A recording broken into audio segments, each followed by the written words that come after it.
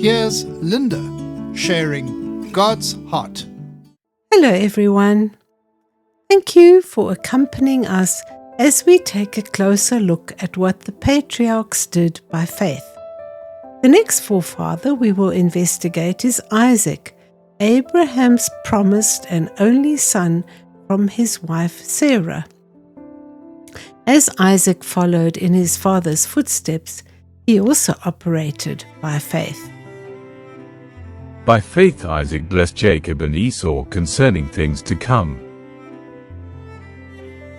The Lord brought Rebekah to Isaac at the age of 40, and Rebekah, who was barren, conceived after the Lord granted Isaac's plea for his wife. Their twin boys, Esau and Jacob, were born after 20 years. When Rebekah queried why the children wrestled with each other inside her, The Lord said to her, 2 nations are in your womb, 2 peoples shall be separated from your body, 1 people shall be stronger than the other, and the older shall serve the younger. When Isaac was old and his eyes could not see, he called Esau, whom he loved, and told him that he wanted to bless him before he dies.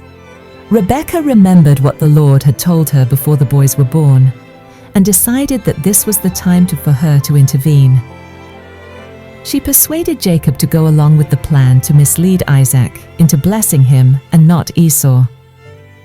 It is noteworthy that in years gone by, Esau had sold his birthright to Jacob because he despised his birthright.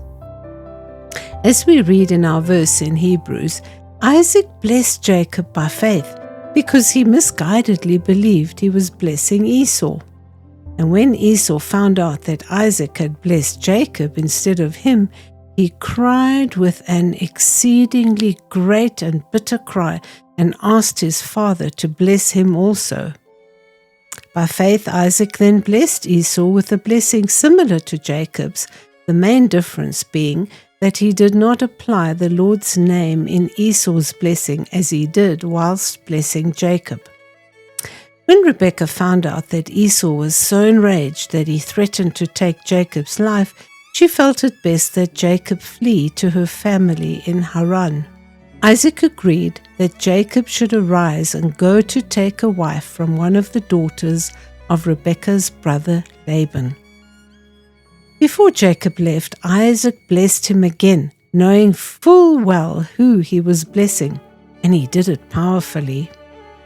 May God Almighty bless you, and make you fruitful and multiply you, that you may be an assembly of peoples, and give you the blessing of Abraham, to you and your descendants with you, that you may inherit the land in which you are a stranger, which God gave to Abraham. What a significant occurrence.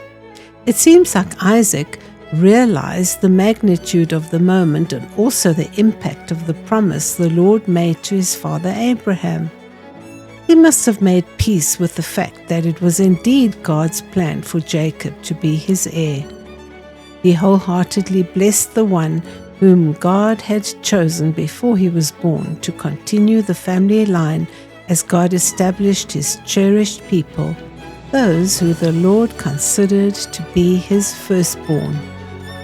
And I believe God's heart for us is, My dearest child, in the same way in which I established Jacob, please remember that I am the portion of your inheritance and your cup, and that I maintain your lot.